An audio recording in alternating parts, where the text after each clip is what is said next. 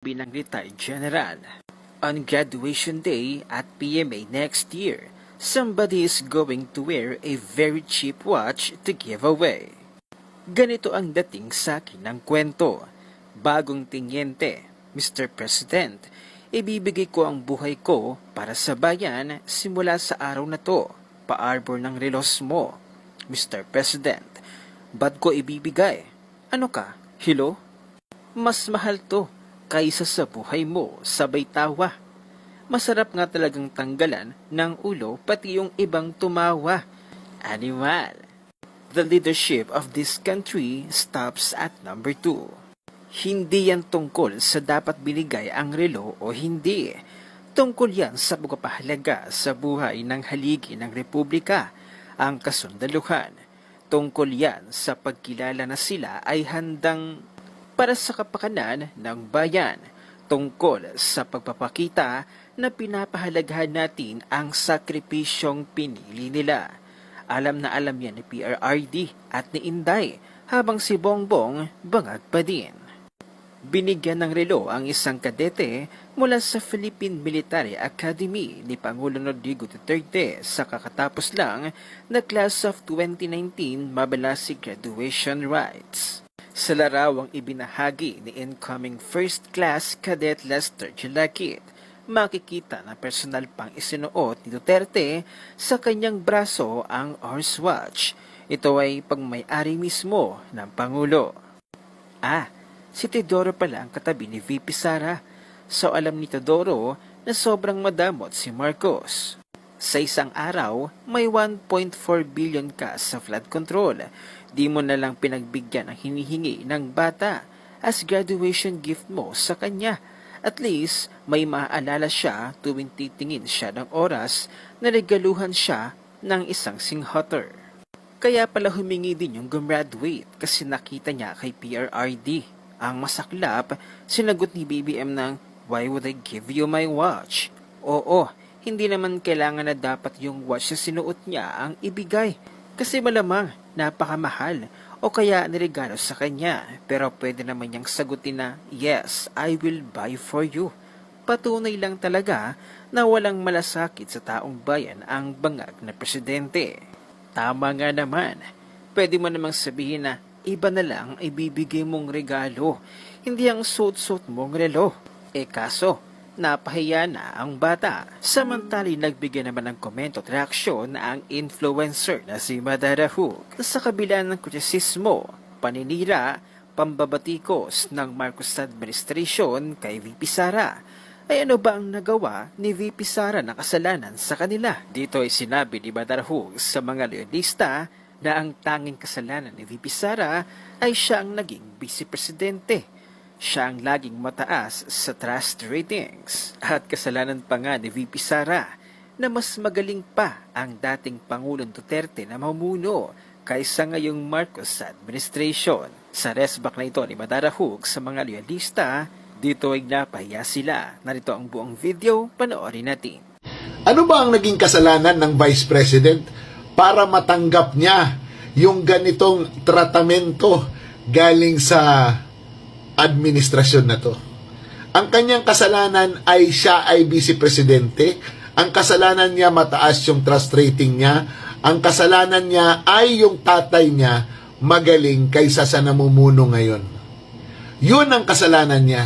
Kaya kahit na pinakamaliit na bagay uungkatin nila, kahit yung bagay na hindi na dapat pag-uusapan sa publiko, ilalabas nila para mapahiya, para mainsulto, at para siguro galitin na rin, at para mag-react siya. Katulad ng nangyari ngayon sa kanyang press conference na naglalabas na siya ng kanyang mga hinaing at yung mga obserbasyon niya sa administrasyon na to.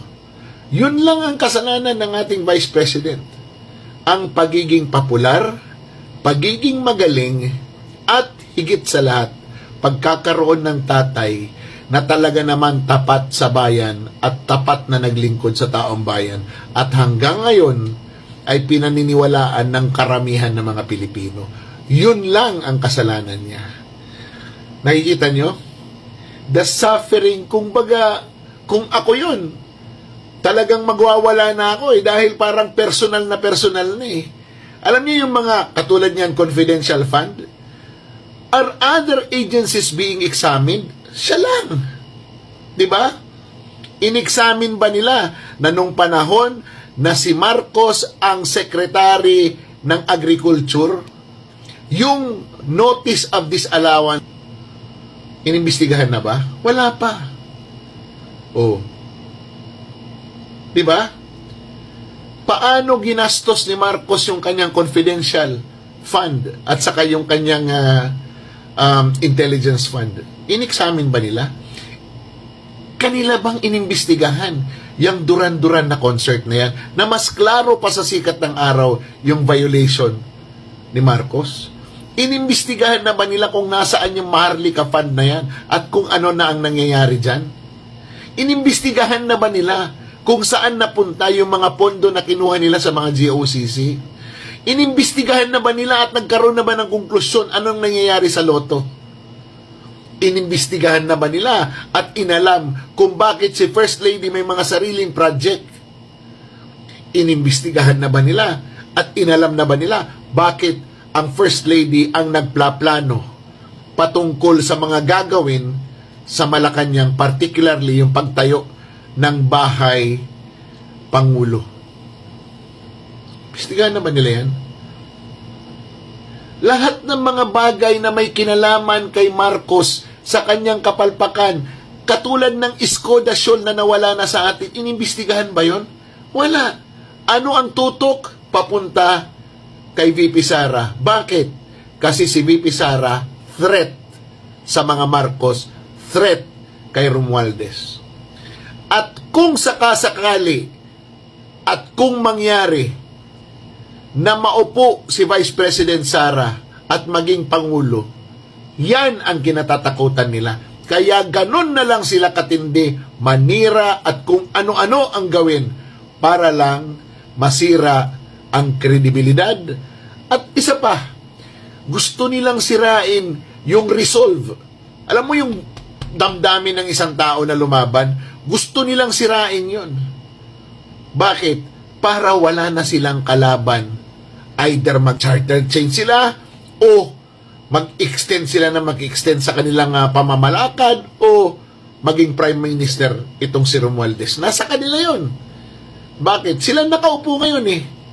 Kaya dapat mga classmates, isipin natin, inilagay natin ang ating tiwala sa mga Marcos. Bumalik pa rin sa pagiging Marcos nila. Marcosay pa rin. May daya pa rin. May nakaw pa rin. Ganun pa rin. Walang pinagbago. Kaya, mga classmates, patuloy natin na protektahan ang pangalan ng mga Duterte. Patuloy tayong maniwala na isang araw ang mga Duterte ay babalik at lilinisin ang ating gobyerno. At uunlad ang bansa natin at makikilala uli katulad ng pamamahala ng dating Pangulong Rodrigo Roa Duterte.